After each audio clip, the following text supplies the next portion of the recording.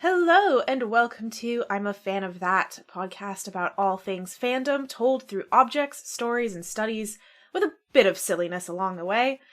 Your hosts on this journey are pop culture writer, journalist, and cosplay expert, Holly Swinyard, and myself, Vivian Asimos, a public anthropologist and pop culture academic with a PhD in religion and popular culture. Join us as we wander down the incredible and intriguing path into fan culture, its history, the people who make it up, and the way that we look at this ever-growing part of our society. Fair warning, we may talk about some adult themes, use some adult language, and possibly get a little bit nerdy about the whole thing. You have been warned.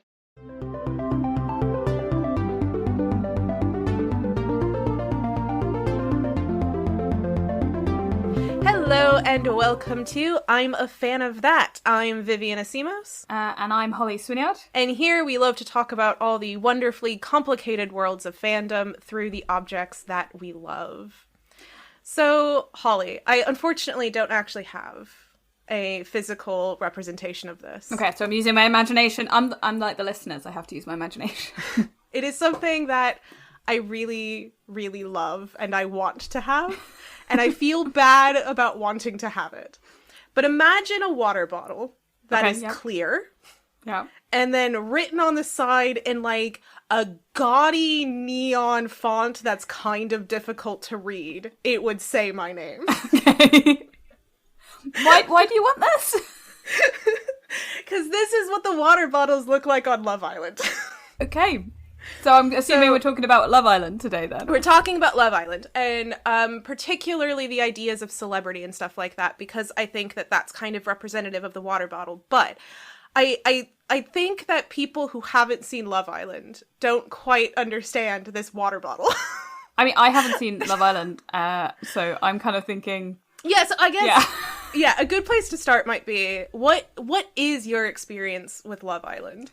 I've never seen it. I've seen, like, the newspaper articles and stuff about it. I've seen the kind of the bad press about the whole show and what's come alongside it with social stuff. I have to say, I'm not a big fan of reality TV. Like, the only reality TV that I have watched recently, and I've mentioned to you this, is the Traitors, which I was obsessed by. But I don't know how well that's going to work after one series. Like, once people kind of get the gist of how the game works, I'm not sure if it's going to manage to continue to be quite so enticing. But we'll see. We'll see. I enjoyed it, though.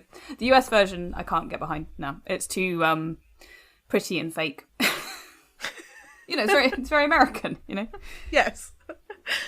So I am a big love of reality television. I used to be very ashamed to say, but I'm no longer. I'm not ashamed of my loves. I don't think anyone should be unless it's harmful to other people. Cringe culture is dead, you know.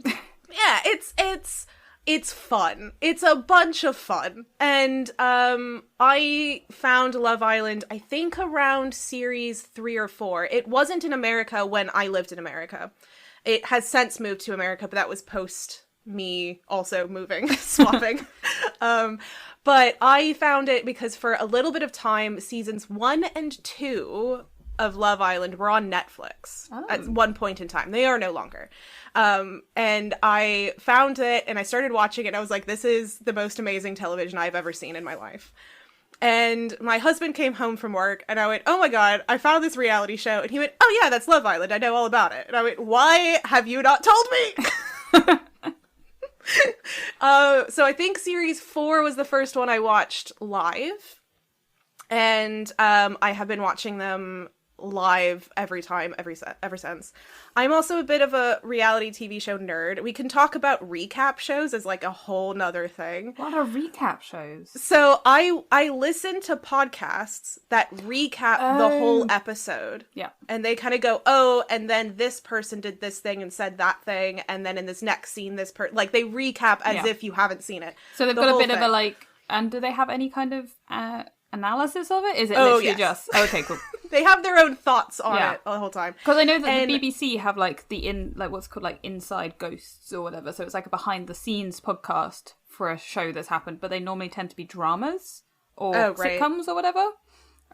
So they kind of like that because those are sort of recappy too. But... Yeah, I mean, I think they have recap shows for non-reality TV shows. But yeah, it's because I don't really know anybody that loves reality TV. All of my friends are like, what are you talking about? I'm watching anime. And it's like, yes, I'm watching anime too, but I'm also watching this.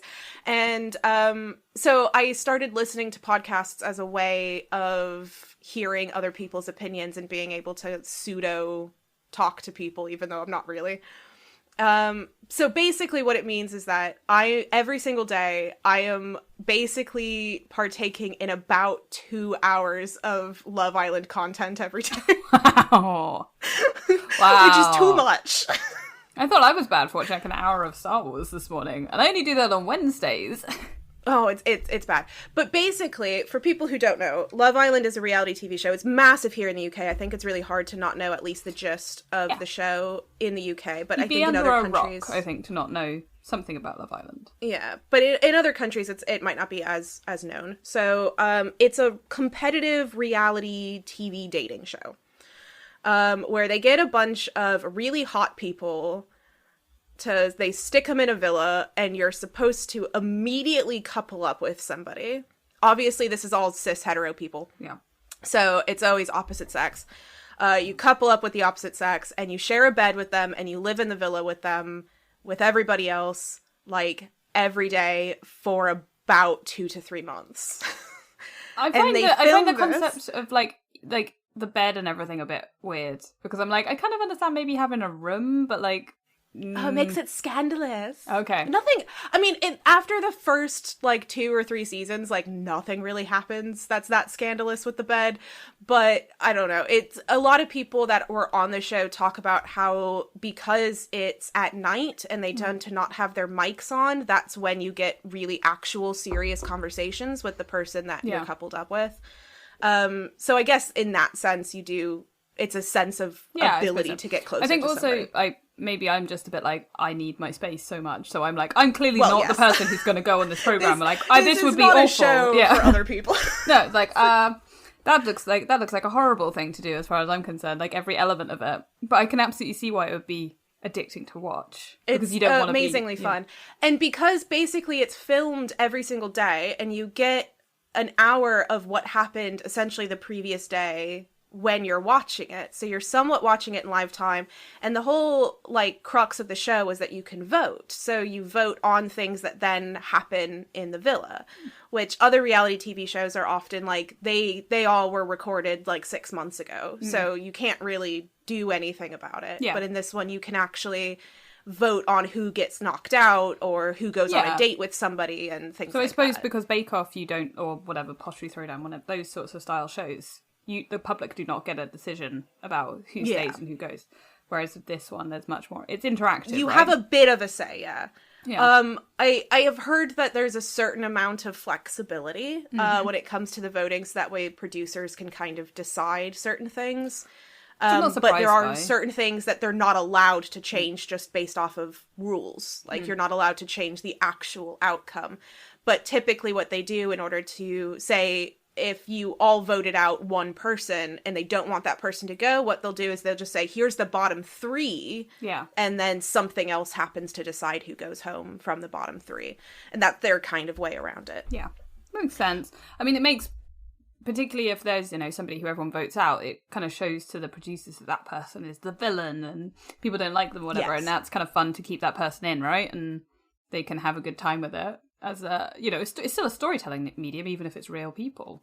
Oh, yeah. And I mean, I can talk for ages about the storytelling mechanics of reality TV and how I don't think a lot of people give it credit for how complicated it is. I've watched a lot of reality shows. I have seen some really terrible ones. And I have seen some really great ones. And even within one show, there are good seasons and bad seasons. Love Island has had some really off seasons. Yeah. And what makes it successful or not are down to 2 different roles. One of them is a producer or a showrunner. And the other one is the casting director. Yeah. And if any of those 2 things are off, the whole show is in the can. There's no saving it. Yeah, because that the editing behind the scenes is going to frame somebody in a certain way. It's going, if they decide this person's going to be the hero of the story or this person's going to be the villain or whatever, they'll edit it to look like that. So I can see what that means, why that would work like that. And I can also see that actually, as a casting director, you don't want necessarily somebody like me who's going to be like, no, I need to be alone from everybody. That would be so boring. Yeah, it would be like, I would literally be sat there like, cool, I'm reading a book.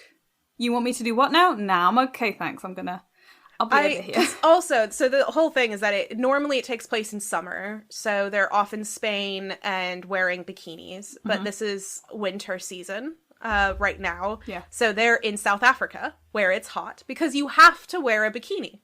You have to always be wearing a bikini or swimming trunks. And so therefore guys always have their whole shirts off and women are always walking around with their boobs out. It's just the thing of the show.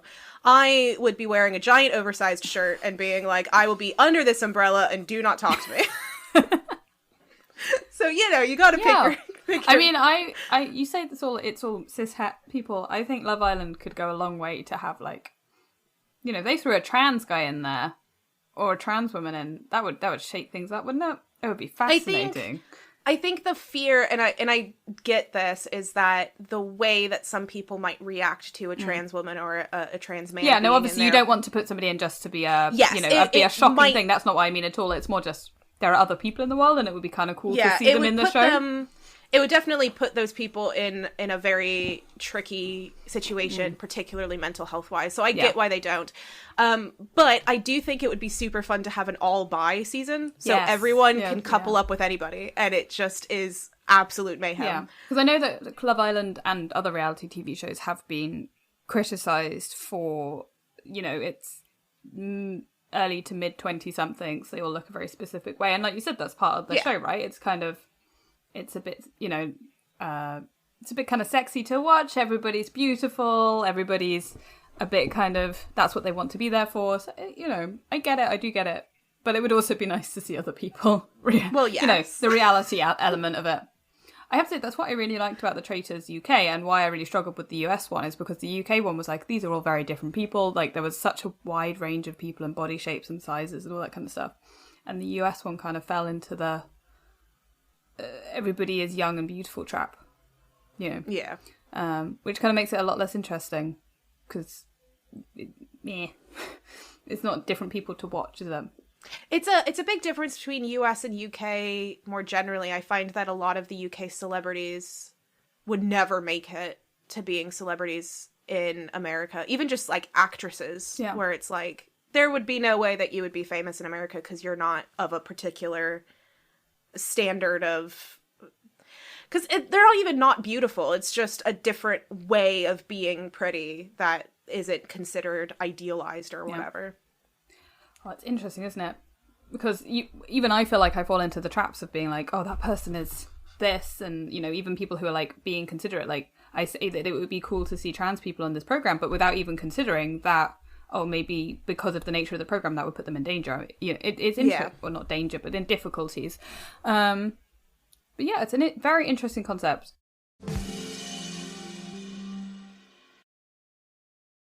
But they all these beautiful people are sitting around drinking water bottles that have their name written on it, super shoddy.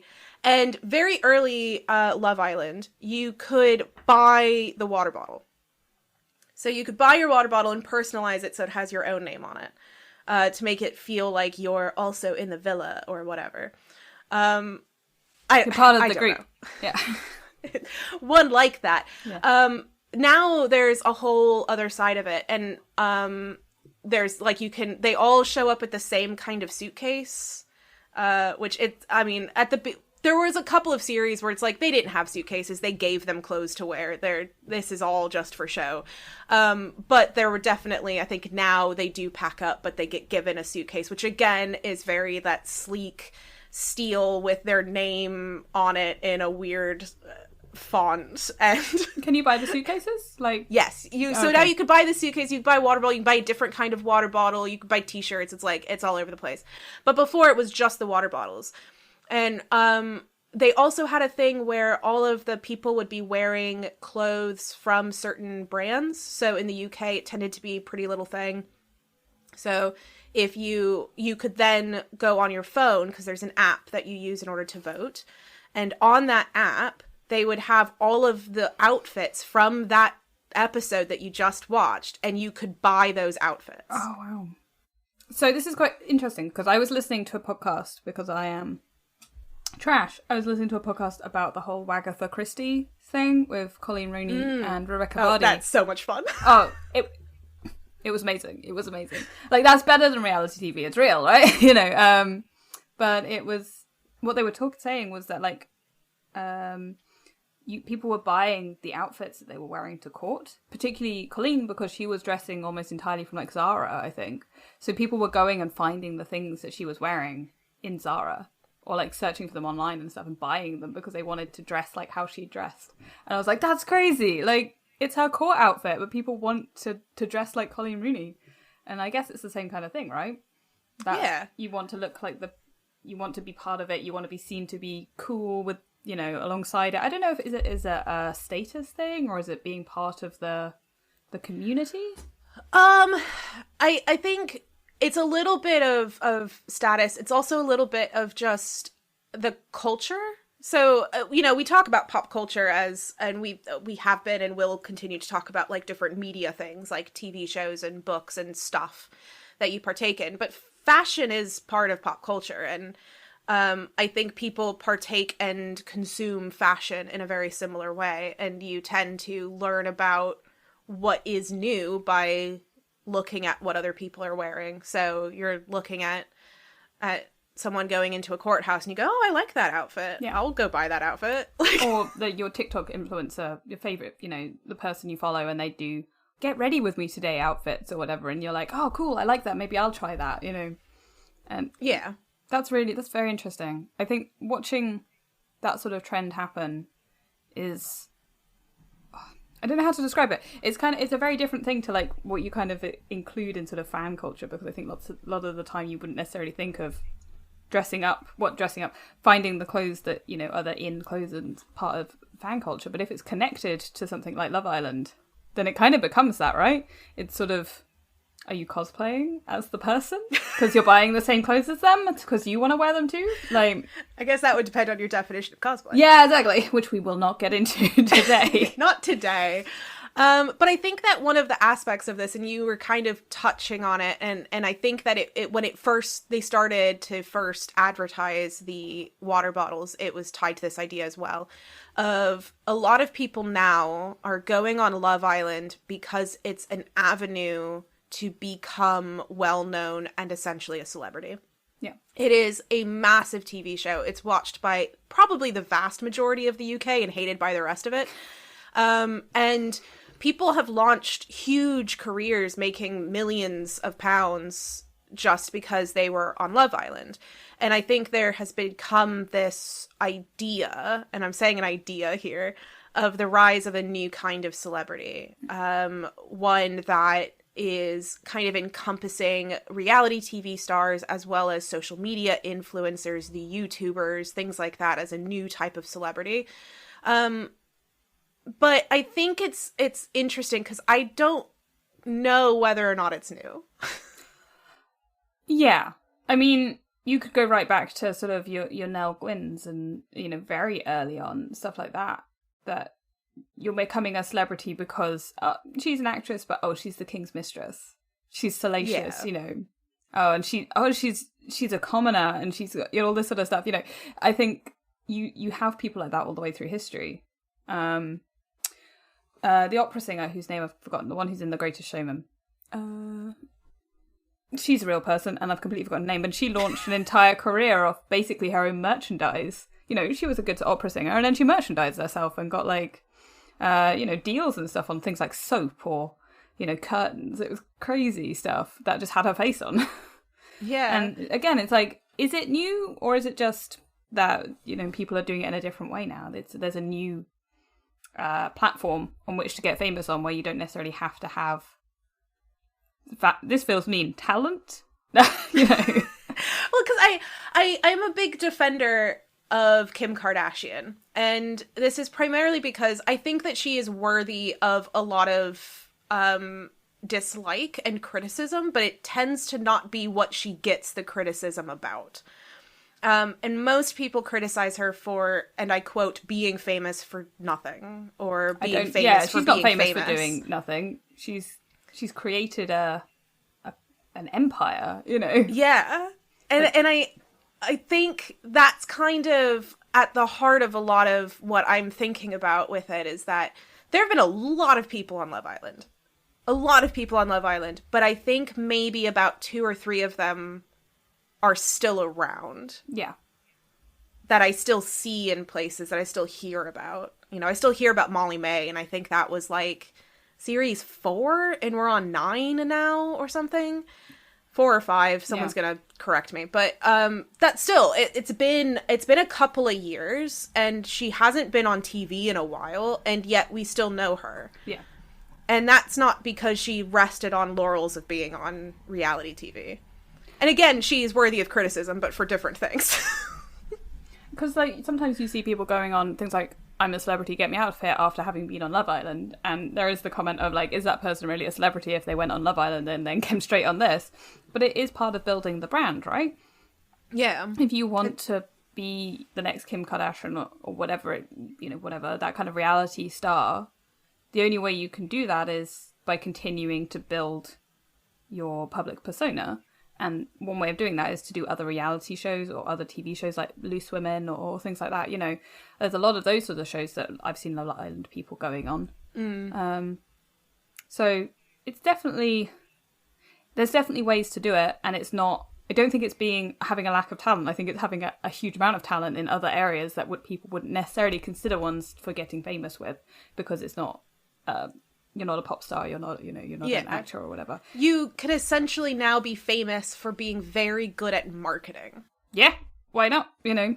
And that, yeah, like you say, I don't think that's been around as much before, but socialites have been around for ages, you know? There have been people that have been huge that lived in New York, and they were famous for just being rich and being around certain circles. And I mean, that's how Kim Kardashian started, was that she was trying to be a socialite. She was Paris Hilton's assistant, wasn't yes. she? Yeah. And she, in more recent years, she was talking about how she had planned certain things. Like, she knew this person is going to be in this spot, so we'll go there so we can get photographed with them. Yeah. And so then when that gets published in the gossip mag, they have to put my name in there. Well, we come back to, the WAG thing, and that's what Rebecca Vardy's done. You know, she's made sure she's sat behind the right person. She's made sure that they're all out seen at the right restaurant and all this sort of thing. And there's record of her saying that to journalists and to her agent, because she was wanting to build her own brand. Yeah. And I don't necessarily criticize any of Biddy for that. That's part of being a celebrity, right? One of the things that reality TV does, that I think is slightly different, is that kind of erosion between audience and the celebrity. So, when we were talking about how I can directly interact in a way with Love Island, I can vote for my favorite islander in order to make sure that they stay in, and therefore I feel like I have contributed personally to their ability to continue. I don't vote very often because I'm normally watching it on catch up the day after, because I'm not staying up till 10 because I'm old. But do you think that adds to people's like the parasocialness of the whole thing, like people kind of messaging Love Island contestants on DMs or Instagram or on Twitter and stuff like that, which does happen? Do you think because there's that erosion, there's more people are likely to kind of see it as like, well, I helped you get where you're getting, so I should have more access? A little bit. I mean, I think that, people like Beyonce probably have DMs full as well. That's true. She just has someone running it for her, while these people don't yet. Yeah. But probably by the time they leave, if they've been on for a certain amount of time, then they do. Yeah. But they definitely do read and go through their DMs, because I've heard stories of certain Love Islanders getting with other people who have been on Love Island through people messaging in the DMs. I think it's a certain amount of also the fact that they are at least presented on the show as a normal person. And this was a problem for the last, I think, 2 or 3 seasons of Love Island, is they kept getting on people who were essentially already trying to be influencers or like, this is a model, we've got a content creator and things like that. And what was fun about the show before, and what is now fun about the show this season, is that everyone just has like a normal job. Like, there's a guy who was a TSA agent, Yeah. Like, that's just a job. Yeah. That's just a dude. And someone was a teacher. Like, these are all, like, normal jobs that normal people have. And that's how they're presented, is they're just normal people who happen to be incredibly attractive. And so I think that the presentation of them as not only people that you can interact with in a certain level and control sounds really bad, but it is a little bit of that. As well as the fact that they are just people, as opposed to somehow a step away from me. I think that helps that parasocial element.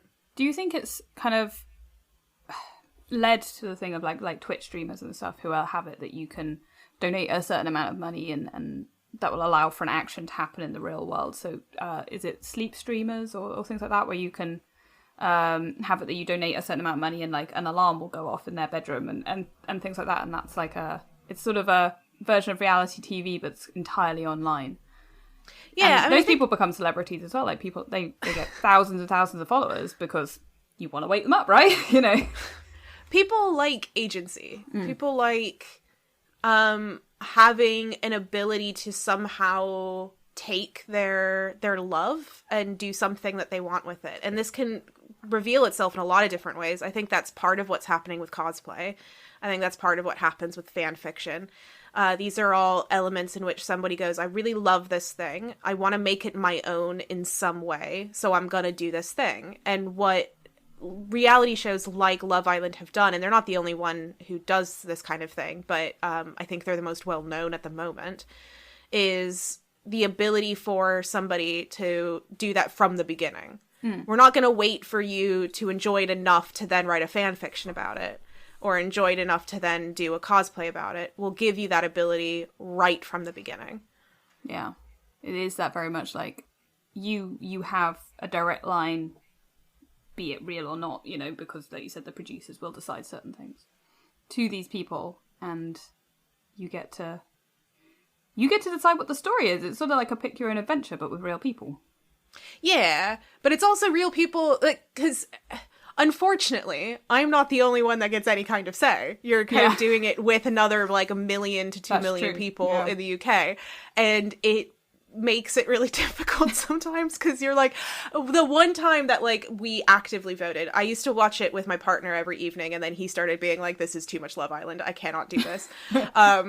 But we would watch in the evenings, and then I would have the vote, and we would talk about who do we want to vote for, and then we would vote for them. And that season, every single time we voted for someone, they'd end up in the bottom. Oh.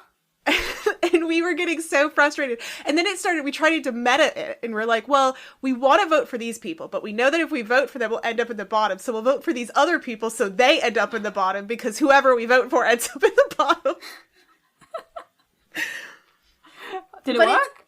No. But it's a bit of a game. It's like it's a weird game that you are kind of strangely engaged with. But it is that thing of, it's a level of play. Yeah. And I think it's a type of play that some people might take a little too seriously sometimes. Some of the issues with Love Island have been in regards to mental health. And unfortunately, I think that it's not actually the show itself, but it's the social media and it's the way that people engage with it. And there's only so much that a show can do to change that. And that's not, I think Love Island gets a lot of flack for that, for various reasons. And you're right, the show can't do that much to protect people more than they are doing, I guess. But I'm not... They've been doing a lot better. I think in recent years, they now have like a therapist who's in the villa with them. And then before they leave, they also get a little bit of training of how to deal with what people are going to be saying about them. This year, they've also turned off all of their socials. So you can't go onto their Instagram while it's live. It used to be that somebody, like their friend or their family member, would be running their account for them while they're in the villa. But then the family members were getting hate comments and things like that. And that's not fair for, like, your mom. You know what I mean? Yeah, exactly. I think actually that sounds like a very sensible way to deal with this. And they've obviously thought about it. But Love Island isn't the only thing that people get hate comments exactly on, it just happens to be a very high profile one. But I would say that I watch a lot of Bake Off, I'm not gonna lie. I see people putting the most foul comments about Bake Off. I'm like, they're just making Bake Off cakes, is like the man. most wholesome show. Like, yeah, exactly. Like, what? Why are you crying? Yeah, and it's like, oh my goodness, you know. So I think it's probably just like you're right. It's the internet and social media that happens with, and possibly the TV production companies just weren't prepared for what that would look like in regards to reality TV. I think they weren't prepared because they're probably used to people talking about it the way that I do, which it's like, I'm never gonna write. I can sit on my couch and be like, what a bitch, but I'm never gonna like post that because I see that the show is there for me to sit on my couch and say what a bitch, and then I move on with my life. Like, that's what it's meant to be for. But then you get these, and it's a very small minority, but unfortunately it only takes one or two to really be an issue. And unfortunately, when you have a small percentage of millions of people, that's a lot of people. Yeah, and it's the persistent nature of it as well. It's like, if it's just one or two comments from one or two people, even times up to, you know, that sort of level of millions of people, it can kind of be like, okay, just ignore it, turn your socials off for a week. But when it's a persistent thing from those people, it's almost impossible to move away from. And then you have the problem of what we were saying, like, there's these people who do a successful job with it are people who are able to control an image and do certain things. And that means that if they did turn off their socials for a week, what would then happen to that ability? Well, what would they be losing? Yeah. And so, you know, it is that thing of it's very easy, I think, for someone like me to turn off my socials because who cares about me? And, you know, what's happening with that. But if it's somebody who makes their primary money off of somebody saying, post this on Instagram for me of you wearing my shirt or you wearing our jewelry, then if they turn off their socials, they're losing out on their income. I don't think there's a solution to any of this other than please be people nice to each getting other. Better. Yeah, please be nice to each other on the internet. Please.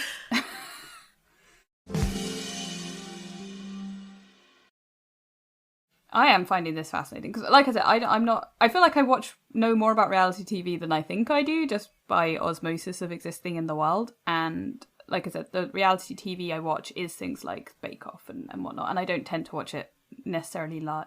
Bake Off isn't live, you know, the day it comes out I'll watch it a couple of days after, so I maybe don't engage with it on such a high level as other people, but I can definitely, like I said, I think like the Traitors really got me. I was like, this is great, I want to know what happens, I need to know what happens next, I'm ready to watch the next episode, all that kind of stuff. And that was all pre-recorded as well, but at the same time you're like, oh, I feel so invested in these people and I need to know what's going to happen and who's going to win. And yeah, it was.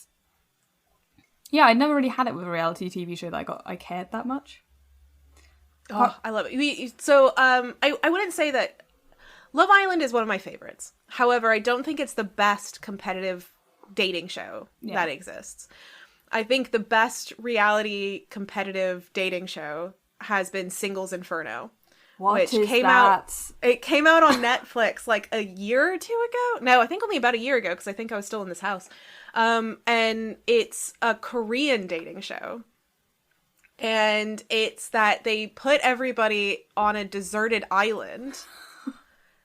And they have like tents and they have to go fetch water from like a well and like carry like buckets back to the... It sounds like Bear Grylls The Island meets Love Island. It's not as survival. I think they have like their basics and they give them food, but they give them like the raw ingredients, then they have to cook it, you know, it's that kind of a thing. And they've got real basics for cooking. Yeah. But it's kind of weirdly wholesome while also very tense at times because they do a better job of picking more adult people. This is a problem that I think Love Island has had. And luckily this season, it seems that they've learned their lesson and there's only like a couple of really young people and most of them are about 25. Yeah. Which I think is a good age of young enough to be stupid and do things that are fun to watch, but adult enough that you're not going to be problematic. Yeah. So it's a bunch of Korean people on there and then they go on dates. But the way that they do it is that you pick somebody And again, this is very hetero, so it's opposite sexes. And they pick somebody, and if that person also picks you, then you go off to like a 5-star hotel suite for the evening. Yeah. And you stay the night there, and then you come in the next morning. And so you get to like take a nice hot shower and swim in a pool and eat loads of like food cooked from room service. And it shows a lot of people just enjoying that after like the couple of days at like the deserted island. But the thing is that they're not allowed to talk about their job or their age while they're on the island. Oh, that's But interesting. you can talk about it when you're in the hotel suite. But that person who learns about it isn't allowed to then talk about it when they come back. Oh. So if you're not dating someone, you have no idea like what that person does for a living or how old they are. And I suppose if you came back from your hotel suite or wherever and then decided not to match up again, there's kind of that thought of like, oh, what did this person find out about them that they didn't like? Or it's like, all was kind it of- that they just didn't get on, or was Yeah. there information about them? Or that's it's so really interesting. fascinating. And when there is interpersonal drama, it is just because a mishmash of feelings, or somebody thought that they were showing that they were interested and the other person didn't pick up on it, and so then they thought they were being rejected. And it's like, it's that kind of drama, which is so amazingly fascinating and wonderful. It's also telling me I could not do these. Like, my rejection sensitivity is way too high. In any of these shows, I'm like, oh, you all like, yeah, Oh, this last season, there was a woman in there who I thought was I think that she was the most attractive woman in there, and by a long shot. And I kept calling her my girlfriend whenever we were watching. And she never got picked. And I was so upset because I was like, oh, but I love her and she's clearly the best person on this island. There have been, I think, 2 instances of bi women on Love Island. Okay. And I think one of them wasn't on the UK one and the other one was on the UK one. And in both instances, there was a moment where they did couple up with another woman. Yeah. For one of the couplings. And it was interesting that they allowed it to happen, that it wasn't like the producers were like, no, you have to be with a dude. Yeah. But it did leave all the dudes being like, so what does that mean? Oh, because as somebody who is, I am queer and I identify as trans, I find it very interesting to see that. I know that, there is a majority of the population is hetero, cis, normative, whatever, that these things aren't considered, that there will be bi people in there will be people who aren't necessarily of, because even a non-binary person, if you choose not to have any transitional stuff, which is obviously their own journey is going to be their own journey and their own identity is going to be their own identity, that you could get, I don't know, I just think it could be a more interesting watch. Yeah, but like you said, it depends, like, because the social element of it, the social media element even, and the viewership can be problematic. I guess there are issues with it. I'm not, like you said, 90% of people who watch Love Island, perfectly fine. Tiny percentage, probably, maybe not. But like, it would be, I don't know, maybe it would be more of an interesting social experiment rather than a fun TV show. But there is somebody who's in this season who's apparently big on TikTok. I only found out about this from listening to my podcasts. But I was listening to a different podcast initially, and I ended up swapping to a different one. But that first one that I was listening to was talking about this and how they were like, oh, I thought he was queer, but oh well. And I was sitting there like, well, he still could be. yeah.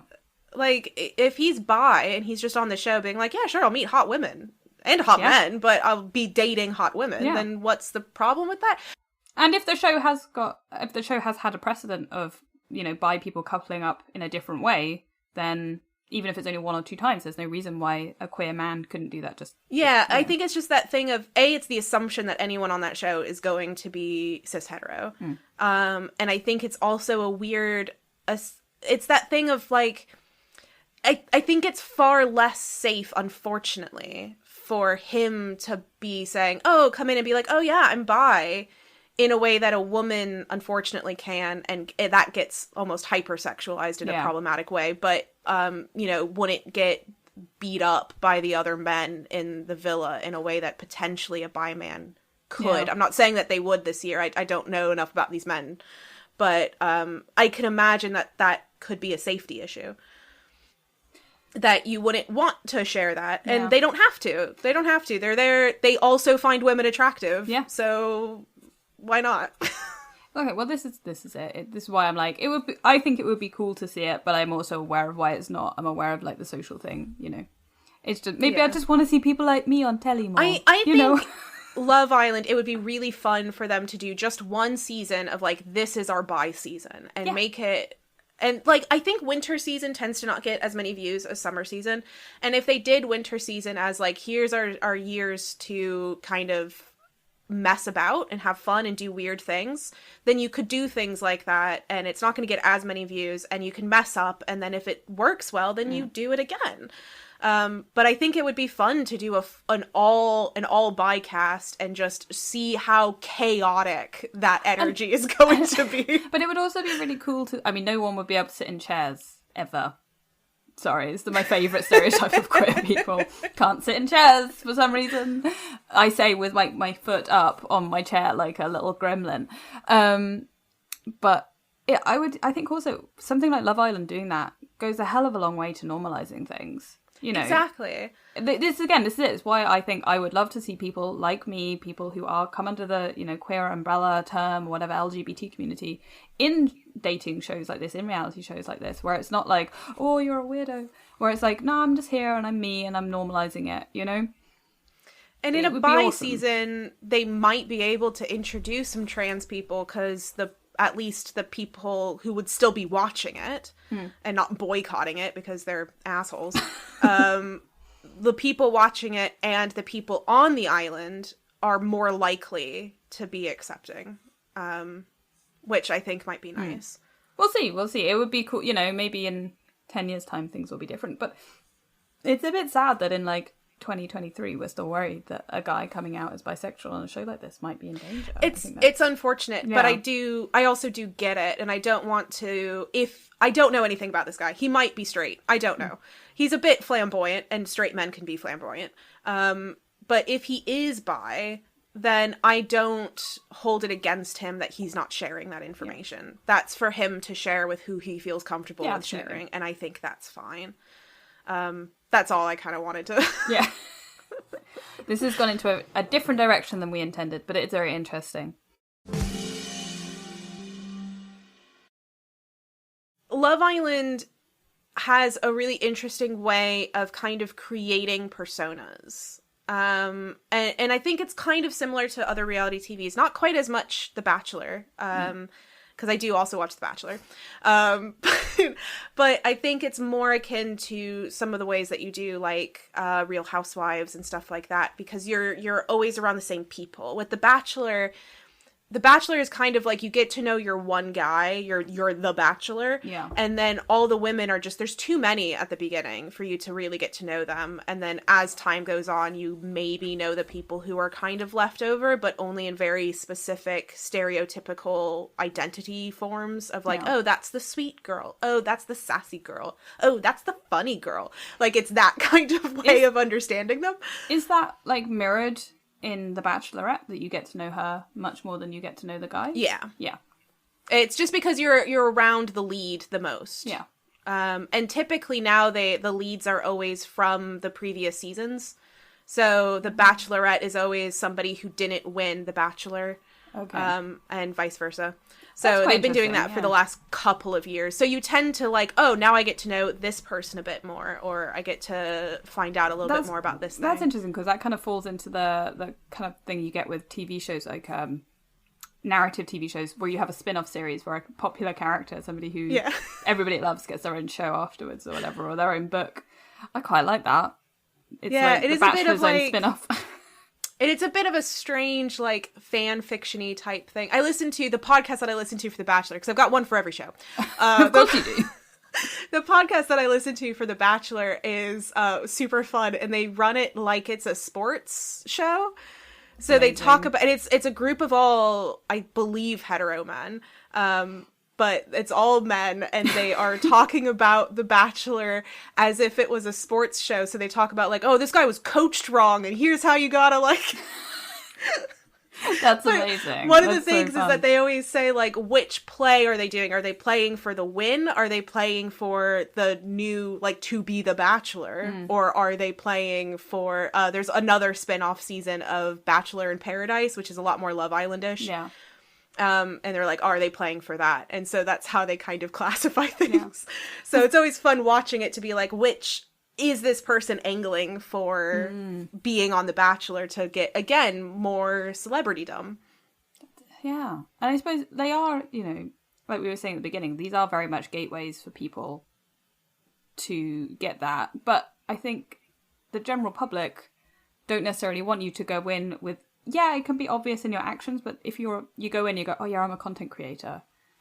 Maybe people aren't going to relate to that as well. You know, like people weirdly pick up on things. So last season of Love Island, there was a guy on there who everyone on the, like any of the comments, everyone on the podcast I was listening to was like, this guy knows what he's doing. He's trying to play the game. He's trying to like make it look a certain way, trying to play Love Island as a way of winning and getting knowledge in that sense. And everyone could pick up on it, but there wasn't anything super massive that he was doing.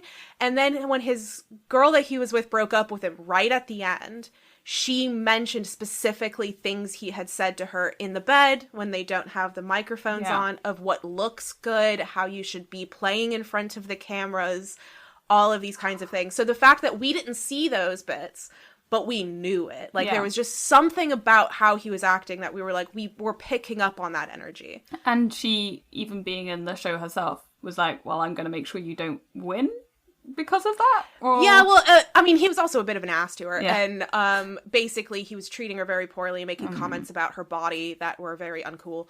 But not in front of us. And she ended up just being like, you know what? I'm not going to stick up with this even for a couple more days to potentially win. It's just not worth it. Yeah. And then she became really huge and everyone loves her on social media because she had that turn. Which is cool. That we all love. We love rooting for the woman who's like, screw you, I'll leave by myself. Oh, I'm feeling like maybe I need to watch it, but then at the same time I have way too many things that I need to watch, so... I probably won't add this to the list. But I've learned a lot about Love Island, so that's good. And reality TV in general, because you hear, like, so many names of reality TV shows, you know? Like, there is The Bachelor, there's Survivor, there's, you know, the Bear Grylls ones, which I don't think are running anymore, but they were super popular for a while. And, like, you know, all of these things, they go in cycles, don't they? That there's a singing one or a trekking out into the outback type one. What's it? The one that's on Channel 4, the SAS one, where it's like normal people go and try and survive it. Like, I have to say, actually, you know what? There is one other reality TV show that I watch religiously, and that is Hunted. Obsessed with it. Like, I would have thought that maybe you would have watched Project Runway. I didn't have the correct channels or access when it was really big, and then it kind of passed me by, and I wasn't in a place and a time I was going to watch it. Some of my friends completely obsessed with it, like rewatch it, the whole thing. I like Sewing Bee. Yeah, because I was going to say, because I watch Project Runway, because of course I do. And, but it's one of those things where they'll be talking about something, oh, this is clearly poorly made, and I'm like, I don't know. Yeah. More than I could do. Yeah. But I'm sure that, you know, you would be able to actually critique it in a way that... Yeah, it would be interesting to watch. I mean, it might be even beyond what I know, because, you know, I'm not professionally trained in any of those things. I'm completely self-taught and I make it up as I go along. But it would be interesting to watch. It's why I quite like the Sewing Bee, actually, is because I can sit there, whereas like with Bake Off, I'm like, I don't know. Whereas Sewing Bee, I'm like, I wouldn't do that. No, what are you doing? Why are you using that fabric? What are you doing? Hem that better. Come on. You know, like, I'd be there like doing that the whole time. Because I know exactly what they're doing, but it's... For the listeners who don't know, I do a lot of sewing. I make a lot of costumes and cosplay. That's how we met, is that I make a lot of stuff and we started talking about it. And I love it. And that's why I love that sort of show, because I do enjoy watching people make stuff. I'm currently really into the pottery throwdown, and it's making me want to maybe go and learn how to do some ceramics. But ceramics is expensive. There's a lot of kit you got to get. You know, sewing machine, less expensive. Potter's wheel, that's a big overhead. My sister does pottery. Does she have a very shed good for at it? Oh, I'm jealous. I'd love to do that. This is a complete tangent. So coming back to the water bottles, are people... One. You want one? This is it. You want one, right? You want. I do. I really want one. And there's a part of me that feels so. Okay. The problem that I have, right, is that reality TV, I think, is the only genre of shows that people go, "Oh, you like that?" In a way that I don't think I've ever gotten before. And especially when I was around a lot of academics, because I have a PhD, I'm around academics, I'm talking about things. There's an assumption that I wouldn't watch trashy TV. But it's like, I've been thinking all day. I've been engaging with philosophy and anthropology and all of these like deep, hard to read things. When I come home, I want to put on some dumb people dating in a villa and not think. Well, I do think, but that's the problem with it, because I start analyzing it like an anthropologist. But it's fun. It's a fun way of kind of engaging with anthropology and thought and the way that people interact, but not in a really deep way. Yeah. But it is that assumption of only dumb people watch this, or only... And I don't think that's fair, because actually, I think a lot of people want to be able to have... It is a level of escapism, the same as watching anime or whatever, because actually you get the same reaction from certain groups of people who go, oh yeah, I really like anime. They go, isn't that for children? And you'll be like, oh, well, no, not... Well, firstly, no. And secondly, you're... Not this one. Yeah. I would be worried if quite a lot of it was. But... You know, people kind of have that reaction to it because it's seen as, I don't know, I'm going to put this in inverted commas, they're here, lesser by different groups of people. Like, if you say, oh, I like comic books, I like comic book movies or whatever, and yeah, they're incredibly popular, but there'll still be people like, oh yeah, that's like trash or whatever. And I do also think that a lot of it particularly gets pushed on, this is such a generalization, but a lot of it gets pushed on women. Like, the stuff that we see at that kind of trash, again, in inverted commas, is, you know, chicklet, rom-coms, reality TV shows, dating shows, you know, which are all things that are marketed to women. And particularly this, like, they're teaming up with a fashion brand and kind of having a kind of... I've looked at the bottles, and they're quite quirky and feminine in the style of writing on them and all that kind of stuff, or at least that's the marketing of them. And that's a really... interesting thing, that this is something that is predominantly marketed towards women, and then it's seen as trashy or lesser, and that's a whole massive discussion that I don't think we have time for. So there was a part of me, because I've been wanting a bottle ever since I saw that they sell them. And I use a water bottle often. I just have it because I knock things over all the time. And so when I'm at home, I drink out of a bottle, so I'm not knocking it over. Whenever I was working at a university, I'd have this... I mean, I've been using the same... this entire recording. Yeah. Yeah. I've been using... Again, they can't see it. I have a Star Wars, like, sippy cup thing, like a Starbucks one. And that's what I've been using this entire recording. I've been using the same water bottle. It's actually this one. I've been using this since my undergrad. I bought it like one of the very first days of my undergrad, and I brought it. It's the only thing I think I still have from the United States with me. Like, it's the only thing that I kept over the years. And so I always thought it would be fun, but then I was like, but if I'm in front of my class and I'm teaching and I've got a Love Island water bottle, would that help me or hinder me if I'm at a conference full of academics and I've got a Love Island water bottle? Like, that was always playing in the back of my head. And now that I don't have to worry about that as much because I'm not teaching anymore, I have thought about it. I know I'm getting you for Christmas. I'm gonna buy you one. And be like, well, now you've got one. You don't get to make the decision. And then I can pretend that I'm in the villa. Yeah, exactly. You can sit there with your plant babies. I can sit there with my oversized t-shirt.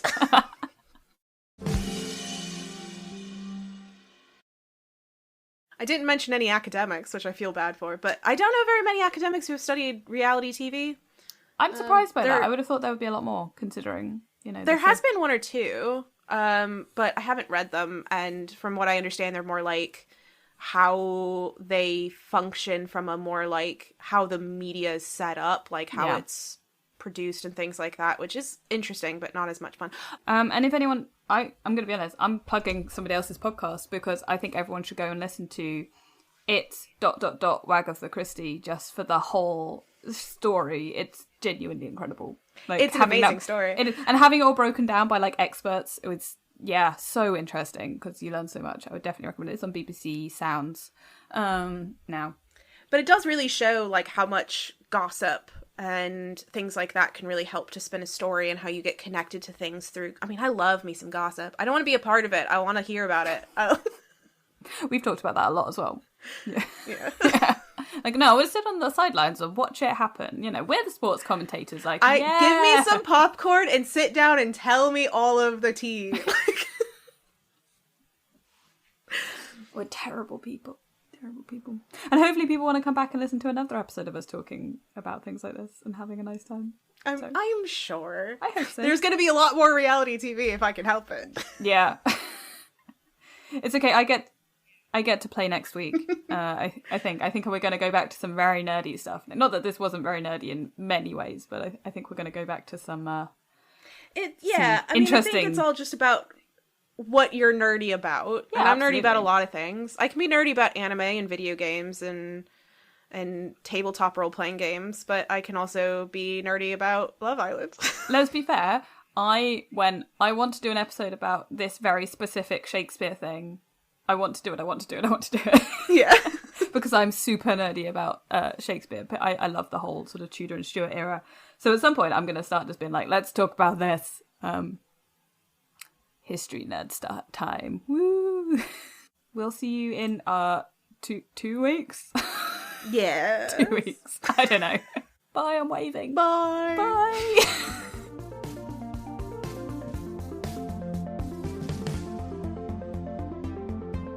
Thanks for listening. Remember to like, review, and subscribe wherever you listen to this podcast, and do give it a share.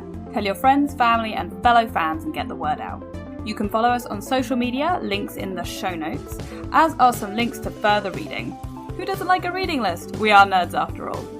Music for this episode was Nowhere Land by Kevin MacLeod, licensed under Creative Commons Attribute 3.0. This episode was produced by Vivian, Asimos, and Holly Swinyard.